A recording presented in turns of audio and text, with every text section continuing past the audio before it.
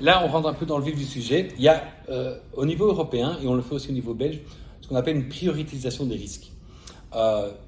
Et dans le secteur infectieux, vous avez en effet certains risques plus importants que d'autres. Tout le monde s'accorde au niveau international, que ce soit l'ECDC, WHO, que les virus respiratoires restent et resteront la première des priorités. Donc c'est le risque probable de réavoir une épidémie de type respiratoire comme le SARS-CoV-2. Ça, c'est vraiment le risque plus important. Quand je dis risque respiratoire, c'est la grippe. Et la grippe aviaire, c'est une grippe. Hein, c'est le même virus quelque part.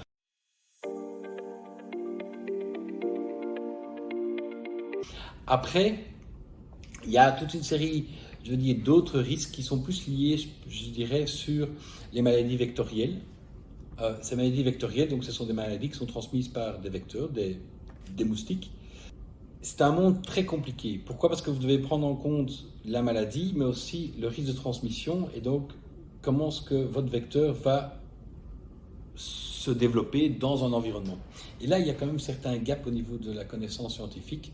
Alors, on connaît évidemment le schéma entre l'animal, ça se transmet avec le moustique, puis ça arrive à l'homme, ça oui. Mais par contre, quelles sont les conditions d'environnement préférentielles qui vont faire que le moustique va se développer? Là, ça reste encore, il y a quand même quelques points d'interrogation.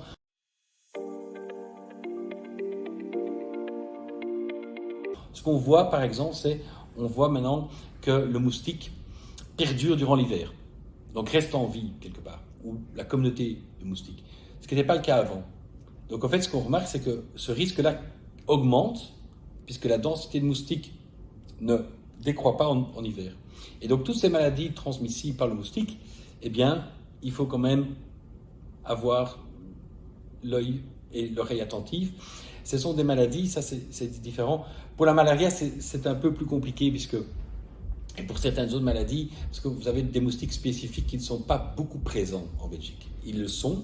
Donc pour tout ce qui est dengue, on a un système de ce qu'on appelle de surveillance de ces moustiques.